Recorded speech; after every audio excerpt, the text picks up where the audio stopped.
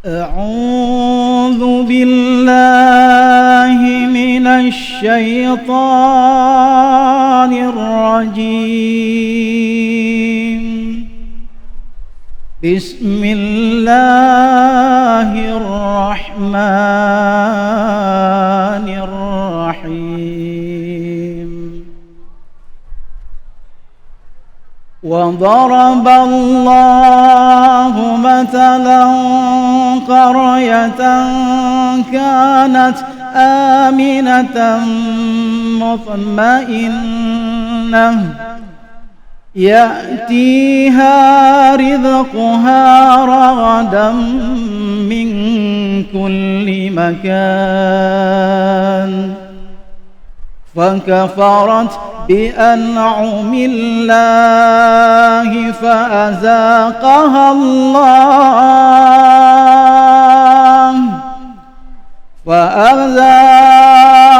الله لباس الجوع والخوف بما كانوا يصنعون.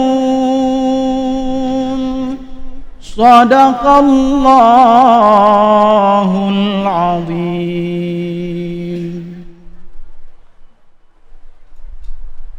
Alhamdulillahirrabbilalamin. Sama-sama kita sudah mendengarkan pembacaan ayat suci Al-Quran surah An-Nahl ayat 112 yang dibacakan oleh qori kita Ustadz Ammar Al-Amin.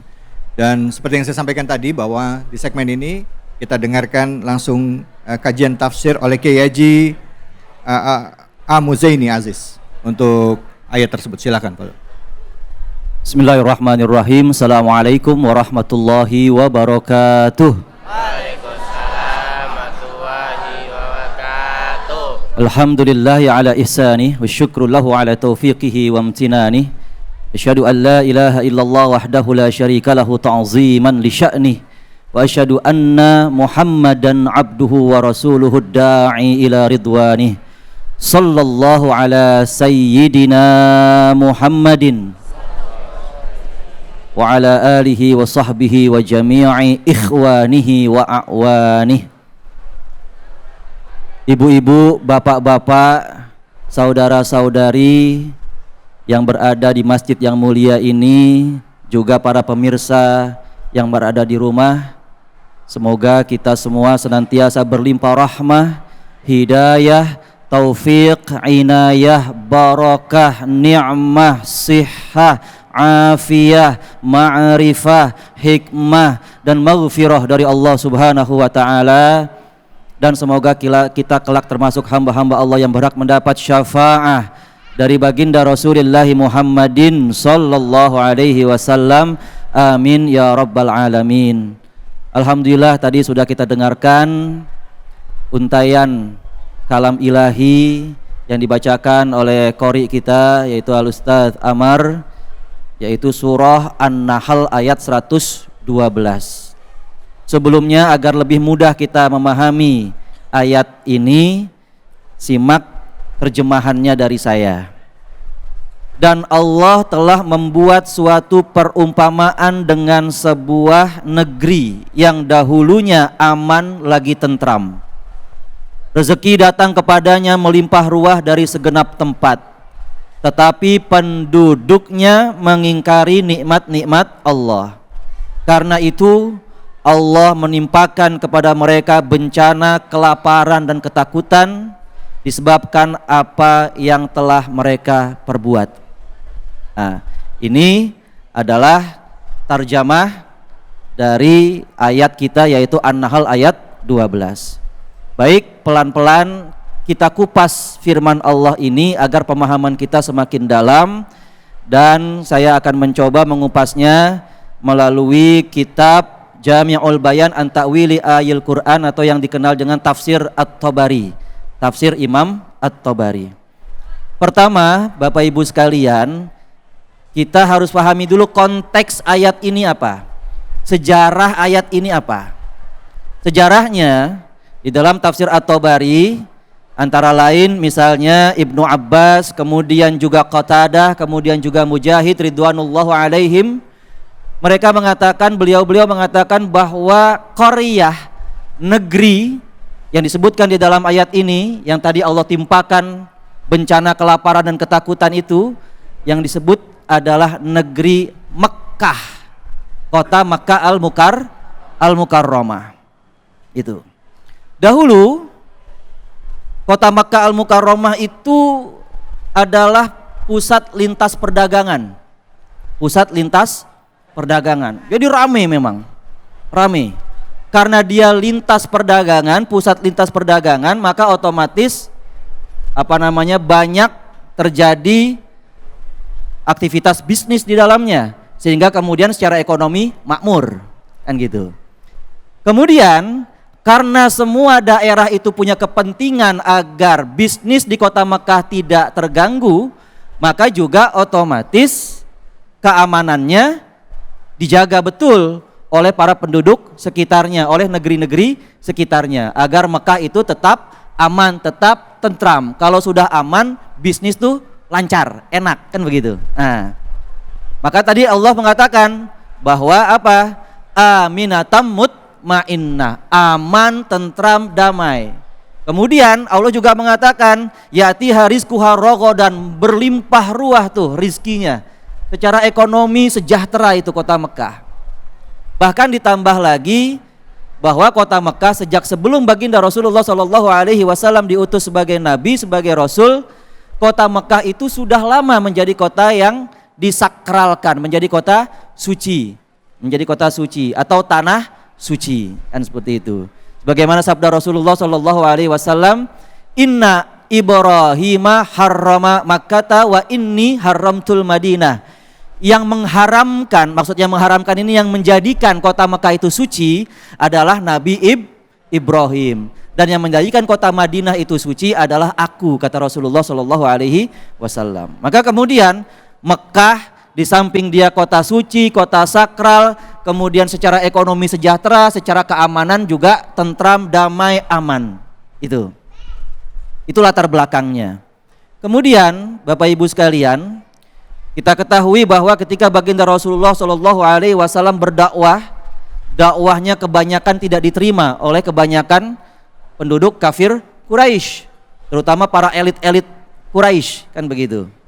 Maka kemudian dakwah Rasulullah ditekan, sehingga kemudian singkat kata Rasulullah dan para sahabat diboikot. Isi boikotnya apa? Isi boikotnya bahwa tidak boleh mengadakan perdagangan dengan kaum muslimin. Bahkan bukan cuma dengan kaum muslimin, dengan Bani Hashim dan Bani Muthalib. Karena Bani Hashim, Bani Muthalib walaupun kebanyakan belum masuk Islam, tapi Bani Hashim dan Bani Muthalib itu mendukung dan juga menjamin keamanan Rasulullah dan para sahabat di dalam dakwah Islamnya. Maka kemudian mereka juga kena boikot. Itu. Tidak boleh berniaga, berdagang, berbisnis dengan mereka. Boikot yang kedua apa? Tidak boleh mengadakan perkawinan dengan keluarga, dengan Bani Hashim, Bani Muthalib dan kaum muslimin. Sehingga kemudian 3 tahun lamanya, sejak bulan Muharram tahun ke-7 kenabian sampai dengan bulan Muharram ke tahun ke-10 kenabian, baginda Rasulullah terasingkan, para sahabat terasingkan, secara ekonomi mereka sengsara. Kelaparan terjadi. Bahkan di dalam tafsir dikatakan bahwa baginda Rasulullah dan para sahabat saking laparnya akhirnya cuma bisa makan daun dan juga makan kulit binatang. Itu. Bayangkan. Kalau kita orang Sunda, orang Jakarta, orang Betawi makan daun biasa. Makan lalap biasa. Lah ini orang Arab disuruh makan daun ya, gitu ya. Tapi kan kalau kita kan makan daun plus sambal, makan daun plus ikan asin, enak. Rasulullah daun sedaun-daunnya. Itu. Kita bayangkan perjuangan baginda Rasulullah SAW. Akhirnya singkat kata di tahun ke-10 kenabian boikot itu kemudian dibatalkan karena protes dari kalangan orang-orang Quraisy sendiri karena tidak tega saudaranya mengalami kesengsaraan seperti itu, kelaparan seperti itu. Kemudian singkat kata baginda Rasulullah tetap mendapatkan tekanan di dalam dakwahnya, akhirnya beliau terpaksa hijrah ke Yasrib atau ke Madinah Al-Munawwarah bersama para sahabat. Rasulullah di Madinah Al-Munawwarah membangun peradaban, keilmuan, akhlakul karimah dibangun, kemudian juga membangun kekuatan ekonomi, membangun kekuatan militer dan seterusnya.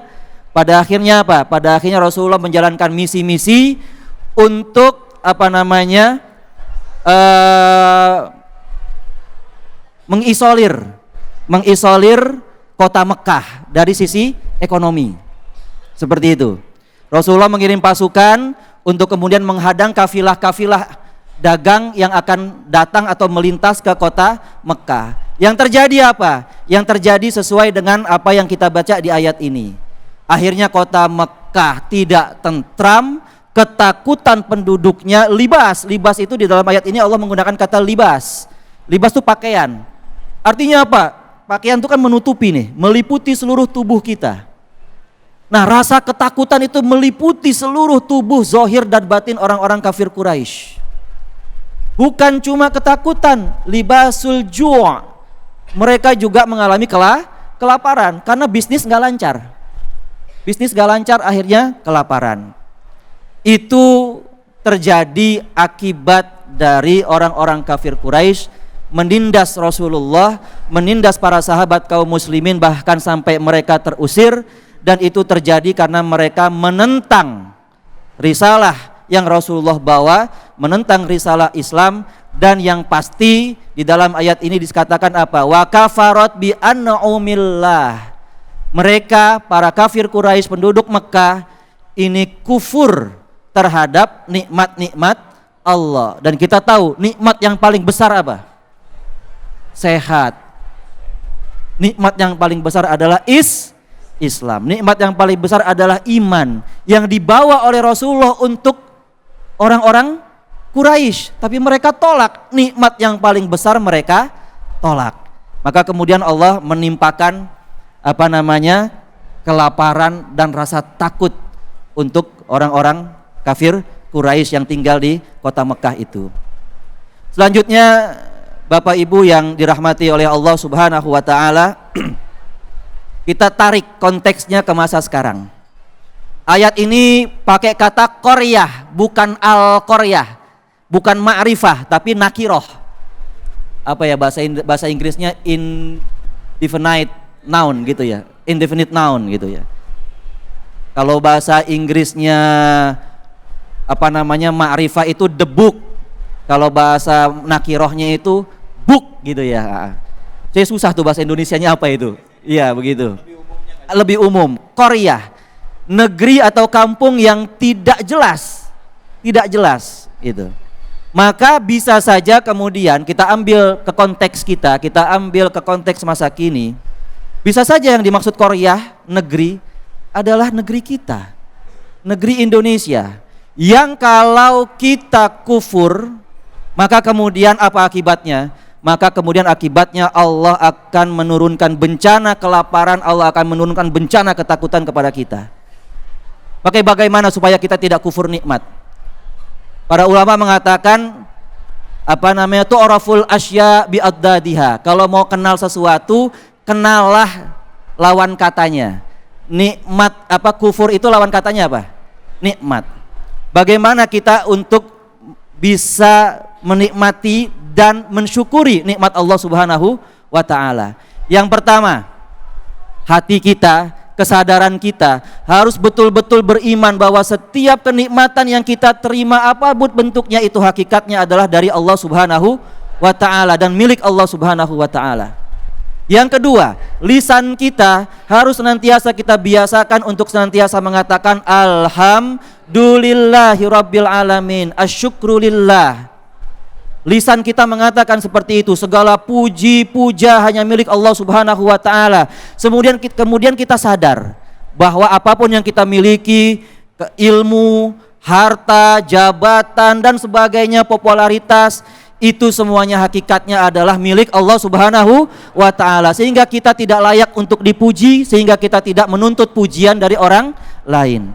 Dan yang ketiga, untuk bisa membuktikan rasa syukur kita, seluruh anggota badan kita, seluruh aktivitas kita, seluruh yang kita miliki, harta, jabatan, ilmu dan sebagainya, semata-mata kita gunakan untuk bisa menebar kemanfaatan dan kebaikan baik untuk diri kita, untuk keluarga kita, untuk masyarakat kita, dan untuk negeri yang kita cintai. Kalau 3 bentuk syukur ini kita lakukan, maka insya Allah kenikmatan yang Allah limpahkan untuk negeri kita ini terus mengalir tanpa henti. Kedamaian, persatuan, keanekaragaman, persaudaraan, kebebasan, maka insya Allah akan Allah terus jaga untuk negeri kita ini, Bapak Ibu sekalian. Jangan sampai pernah kita kufur nikmat. Berarti kalau kufur apa? Kebalikan dari ketiga tadi, ya kan? Kita mengaku bahwa harta kita, ilmu kita ini adalah milik kita, kehebatan kita, prestasi kita, seperti Qarun. Qarun mengatakan apa? Qarun mengatakan innama utitu utitu minal ilmi min ilmin indi, gitu kan. Aku, kata Qarun, mendapatkan ilmu ini sehingga aku menjadi kaya itu karena kapasitas kecerdasanku sendiri. Nah, ini. Maka kemudian kita tahu Qarun kemudian disiksa oleh Allah Subhanahu wa taala. Bapak Ibu sekalian, yuk kita syukuri kenikmatan yang kita peroleh. Kita syukuri kenikmatan yang diperoleh oleh negeri kita ini dengan cara apa? Bersyukur dan bersyukur kepada Allah Subhanahu wa taala. Lewat lisan, lewat hati, lewat pikiran, dan lewat aktivitas kita. Mudah-mudahan Allah jaga negeri kita ini, amin ya rabbal alamin. Mohon maaf bila ada hal-hal yang kurang berkenan. Wallahul muwaffiq ila aqwamit thoriq. Assalamualaikum warahmatullahi wabarakatuh. Waalaikumsalam warahmatullahi wabarakatuh. Alhamdulillah, terima kasih banyak Kiai Muzani atas ilmunya tadi. Surah An-Nahl ayat 112. La in sakartum la azidanakum wa la in kafartum inna adzabil syadid. Ya, banyak-banyak bersyukur. Baik, kita akan lanjutkan lagi. Terima kasih banyak guru kita Kiai Muzani yang sudah meluangkan waktunya. Kita akan dengarkan setelah ini tausiah dari Ustadz Zaki Al-Farizi. Tentunya hanya di sini di Cahaya Hati Indonesia.